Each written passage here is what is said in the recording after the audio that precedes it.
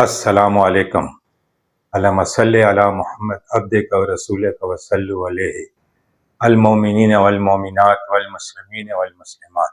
ناظرین، Tariq Kazmi the central info سے ملکی اور بین الاقوامی نیوز کے ساتھ حاضر خدمت ہے۔ آج ہفتہ 15 ربیع الثانی 19 اکتوبر 2024 اور کاتک کی 5 تاریخ ہے۔ تو چلتے ہیں آج کی بین الاقوامی نیوز کی طرف۔ بھارت اور کینیڈا کی ایک دوسرے کے سفارتکاروں کو ملک چھوڑنے کی ہدایت۔ بھارت کو اپنے ہائی کمشنر اور دیگر سفارتی عملے کی سیکیورٹی سے متعلق کینیڈین حکومت پر اعتماد نہیں ہے۔ بھارتی وزارت خارجہ۔ کینیڈین حکام کے مطابق سکھ رہنما ہردیپ سنگھ کے قتل کی تحقیقات کے سلسلے میں بھارتی ہائی کمشنر اور دیگر سے پوچھ گچھ کی جائے گی۔ کینیڈین حکومت کا یہ اقدام ناقابل قبول اور سیاسی فوائد حاصل کرنے کی کوشش ہے۔ بھارتی وزارت خارجہ۔ کشیدگی کے بعد کینیڈا اور ناظرین، اس خبر کو میں دوبارہ پڑھتا ہوں۔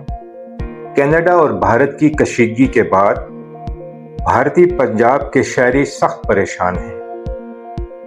بہت سے کلائنٹس نے رابطہ کیا ہے جو پریشان ہیں کہ اس سب صورتحال سے ان کے کینیڈا ہجرت کے منصوبے پر اثر پڑ سکتا ہے۔ امیگریشن وکیل۔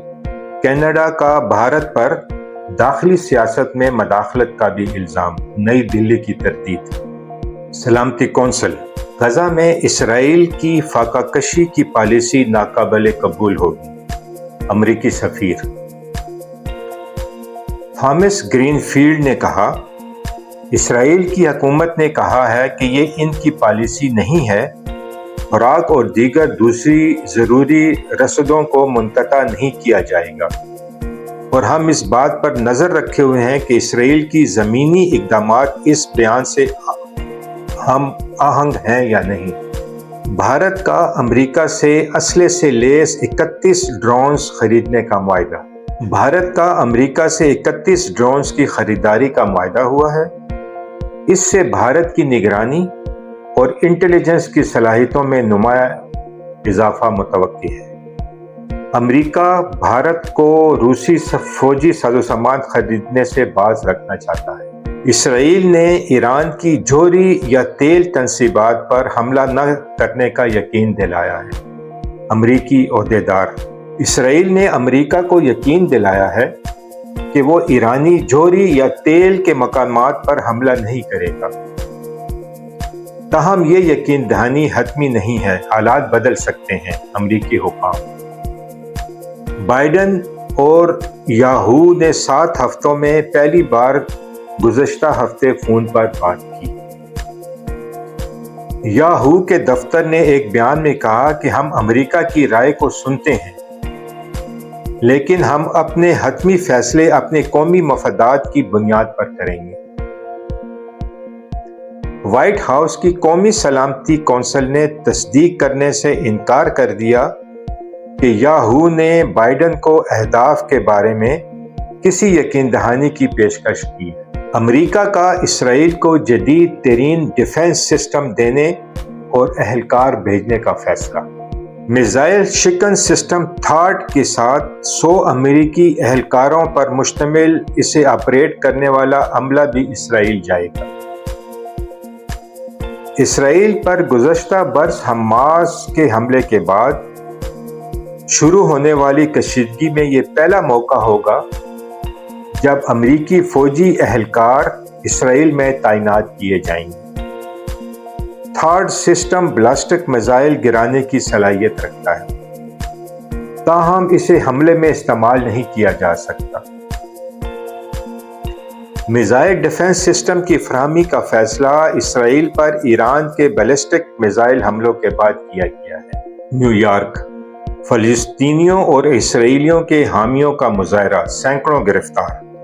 نیو یارک کی اسٹاک ایکسچینج کے باہر پیر کو فلسطینیوں اور بعض اسرائیلیوں کے حامیوں نے مظاہرہ کیا۔ حکام کے مطابق پولیس نے 200 سے زائد افراد کو حراست میں بھی لے لیا۔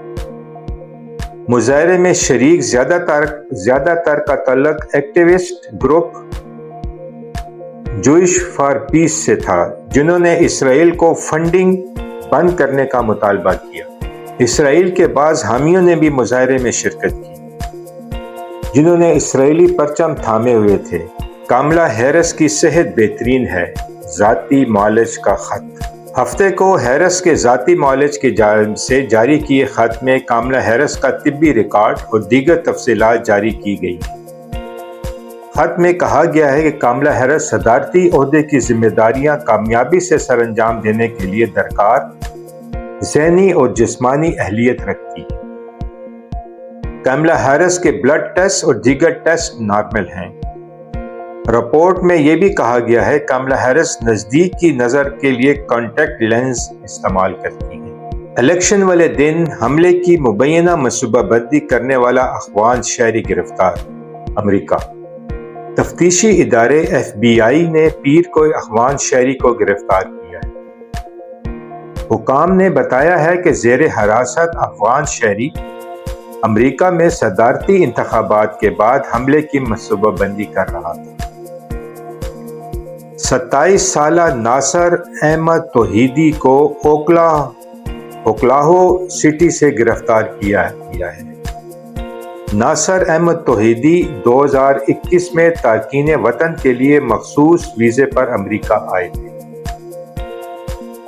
حملے کے منصوبہ ساز نے اپنی بیوی اور بچے کے لیے افغانستان جانے کا جہاز کا یک طرفہ ٹکٹ بھی خرید لیا تھا۔ ایران کی نیوکلیئر تنصیبات پر اسرائیلی حملے کے امکانات بہت کم ہیں، ایرانی عہدیدار۔ بنگلہ دیش شیخ حسینہ کے وارنٹ گرفتاری جاری۔ بنگلہ دیش کی خصوصی ٹریبونل نے ملک کی سابق وزیر اعظم شیخ حسینہ کی گرفتاری کے وارنٹ جاری کر دیے ہیں۔ بھارت مسافر طیاروں میں بم کی افواہیں پھیلانے کے الزام میں 17 سال نوجوان زیر حراست۔ بھارتی پولیس کے مطابق چھتیس گڑھ سے ایک 17 سالہ لڑکے کو تحویل میں لیا گیا ہے۔ لڑکے نے اپنے دوست کے نام سے ایکس اکاؤنٹ بنایا اور مسافر طیاروں میں بم رکھنے کی گمراہ کن اطلاعات دی۔ پولیس کا کہنا ہے کہ نوجوان کا اپنے دوست کے ساتھ پیسوں کے لین دین کا تنازع ہے۔ افواہوں کا یہ سلسلہ پیر سے شروع ہوا اور اس دوران کئی پروازوں کا رخ موڑا گیا۔ رتن ٹاٹا کے سوتیلے بھائی انتہائی بااختیار ٹاٹا ٹرسٹ کے نئے چیئرمین مقرر۔ رتن ٹاٹا کے سوتیلے بھائی کا تقرر جمعے کو بھارت کے ٹاٹا گروپ کے طاقتور اور بااثر خیراتی شعبے کے سربراہ کے طور پر کیا گیا ہے، جس نے انہیں اس ٹرسٹ کے $165 ارب پر بالواسطہ کنٹرول دے دیا گیا ہے۔ بھارت کے بڑے صنعتی گروپ ٹاٹا گروپ کے سابق چیئرمین رتن ٹاٹا بدھ کے روز 86 برس کی عمر میں انتقال کر گئے تھے۔ ناظرین، یہ تھی آج کی بین الاقوامی نیوز۔ اب چلتے ہیں ملکی نیوز کی طرف۔ مخصوص نشستوں کا کیس، 8 ججوں نے دوسری مرتبہ وضاحت جاری کر دی۔ الیکشن ایکٹ میں ترمیم سے مخصوص نشستوں کے کیس میں سپریم کورٹ کا 12 جولائی کا فیصلہ غیر مؤثر نہیں ہو سکتا۔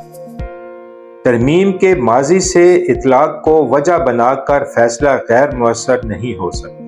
وضاحت کے لیے رجوع کا حق مختصر حکم نامے میں عمل درآمد میں کسی پریشانی سے بچنے کے لیے دیا تھا۔ اب تفصیلی فیصلہ جاری ہو چکا ہے، لہٰذا اب کسی وضاحت کی ضرورت نہیں رہی۔ مولانا کی دھمکی کام کر گئی، رات گئے وزیر اعظم ملاقات کو پہنچ گئے۔ حکومت کا ڈاکٹر عافیہ کی رہائی کے لیے امریکی صدر کو خط۔ پاکستان نے عافیہ صدیقی کی سزا معافی کے لیے امریکہ سے رابطہ کیا ہے۔ ایڈیشنل اٹارنی جنرل اپنی سیاسی طاقت سے آئینی ترمیم کروا کر دکھائیں گے۔ بلاول آئینی ترمیم پر سیاسی جماعتوں کا تقریباً اتفاق ہو چکا ہے، کوشش ہے جلد از جلد اتفاق رائے سے منظور کرا لیں۔ آئینی ترمیم کے پیچھے کون ہے، مولانا نے بتا دیا۔ بیرسٹر گور نے پوچھنے پر قاضی کا نام لیا تو پریس کانفرنس میں کہہ کے گونج اٹھے۔ سیاسی رہنما اور صحافیوں کو کہکیوں کے بعد فضل الرحمان نے محسن ندوی کا نام لیا۔ ارکان دھمکیاں ANP جمعیت اور BNP نے بھی تصدیق کر دی۔ ہمارا ایک سینیٹر غائب ہے، حکومت کا رویہ درست نہیں، کامران مرتضیٰ، رشوت کی پیشکش کی جا رہی ہے۔ ڈی چوک اسلام آباد کی بندش معمول بن گئی، شہری رل گئے۔ ناظرین، یہ تھی آج کی ملکی اور بین الاقوامی نیوز۔ اس کے ساتھ ہی طارق کاظمی کو دی سینٹرل انفو سے اجازت۔ اللہ تعالی ہمیں خوشیاں اور نیکیاں بکھیرنے کی توفیق عطا فرمائے۔ اللہ حافظ۔